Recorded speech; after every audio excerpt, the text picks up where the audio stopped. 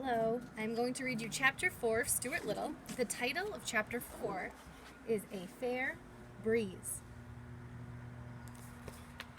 One morning, when the wind was from the west, Stuart put on his sailor suit and his sailor hat, took his spyglass down from the shelf, and set out for a walk, full of the joy of life and the fear of dogs. With a rolling gait, he sauntered along toward Fifth Avenue, keeping a sharp lookout.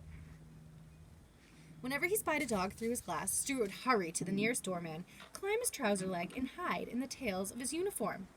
And once, when no doorman was handy, he had to crawl into yesterday's paper and roll himself up in a second section till danger was past. At the corner of Fifth Avenue, there were several people waiting for the uptown bus, and Stuart joined them. Nobody noticed him because he wasn't tall enough to be noticed. He hid in the doorman's pants.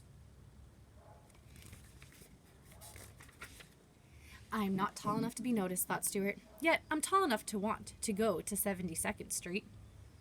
When the bus came into view, all the men waved their canes and briefcases at the driver, and Stuart waved his spyglass. Then, knowing that the step of the bus would be too high for him, Stuart seized hold of the cuff of a gentleman's pants and was swung aboard without any trouble or inconvenience whatsoever. Stuart never paid any fare on buses because he wasn't big enough to carry an ordinary dime. The only time he had ever attempted to carry a dime, he had rolled the coin along like a hoop while he raced along beside it. But it had got away from him on a hill, and it had been snatched up by an old woman with no teeth. After that experience, Stuart contented himself with the tiny coins which his father made for him out of tinfoil. They were handsome little things, although rather hard to see without putting on your spectacles. Spectacles means glasses. When the conductor came around to collect the fares, Stuart fished in his purse and pulled out a coin no bigger than the eye of a grasshopper. "What's that you're offering me?" asked the conductor. "It's one of my dimes," said Stuart. "Is it now?" said the conductor. "Well, I'd have a fun time explaining that to the bus company. Why, you're no bigger than a dime yourself." "Yes, I am," replied Stuart angrily. "I'm more than twice as big as a dime. A dime only comes up to here on me," and Stuart pointed to his hip. "Furthermore," he added, "I didn't come on this bus to be insulted." "I beg pardon," said the conductor. "You'll have to forgive me, for I had no idea that in all the world there was such a small sailor." "Live and learn," muttered Stuart tartly, putting his change purse back in his pocket. When the bus stopped at 72nd Street, Stuart jumped out and hurried across to the sailboat pond in Central Park.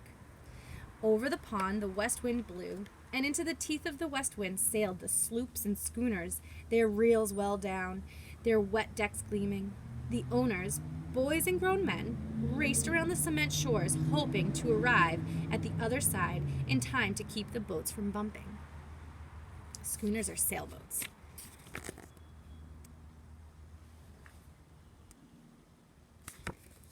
Some of the toy boats were not as small as you might think. For when you got close to them, you found that their mast was taller than a man's head, and they were beautifully made, with everything ship-shape and ready for sea. To Stuart, they seemed enormous, and he had hoped he would be able to get aboard one of them and sail away to the far corners of the pond. He was an adventurous little fellow, and loved the feel of the breeze in his face, and the cry of the gulls overhead, and the heave of the great swell under him. As he sat cross-legged on the wall that surrounds the pond, gazing out at the ships through his spyglass,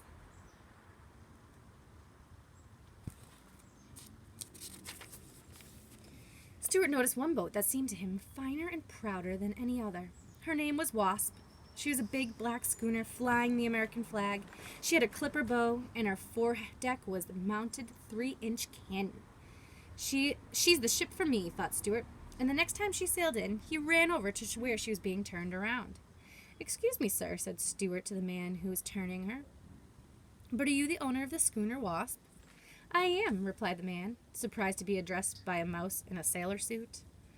"I'm looking for a berth in a good ship," continued Stuart, "and I thought perhaps you might sign me on. I'm strong and I'm quick." "Are you sober?" asked the owner of the Wasp. "I do my work," said Stuart crisply. The man looked sharply at him. He couldn't help admiring the trim appearance and bold manner of his diminutive, seafaring character. "Well," he said at length, pointing the prow of the Wasp out toward the center of the pond. "I'll tell you what I'll do with you. You see that big racing sloop out there?" "I do," said Stuart.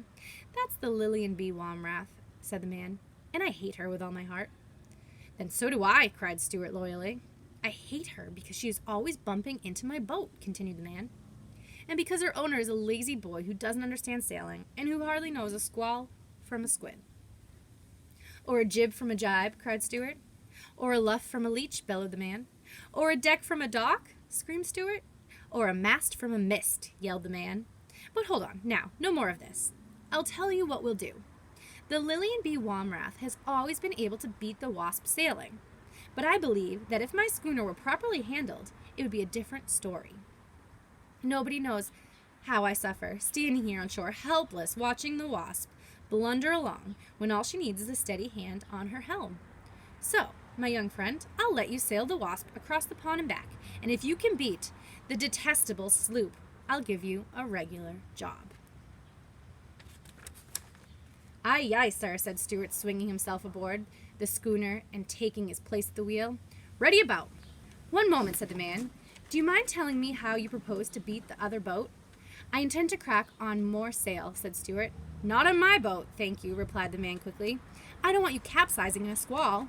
"Well then," said Stuart, "I'll catch the sloop aboard on and rake her with the fire from my forward gun." "Foul means," said the man. "I want this to be a boat race, not a naval engagement." "Well then," said Stuart cheerfully, "I'll sail the Wasp straight and true and let the Lillian B. Womrath go yawning all over the pond." "Bravo!" cried the man, "and good luck with you."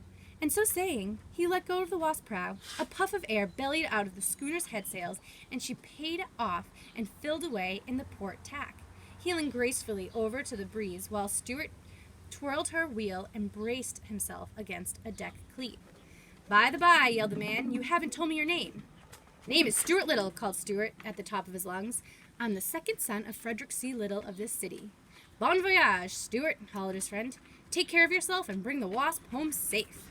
"That I will," shouted Stuart, and he was so proud and happy, he let go of the wheel for a second and did a little dance on the sloping deck, never noticing how narrowly he escaped hitting a tramp steamer that was drifting his path with her engines disabled, her decks awash.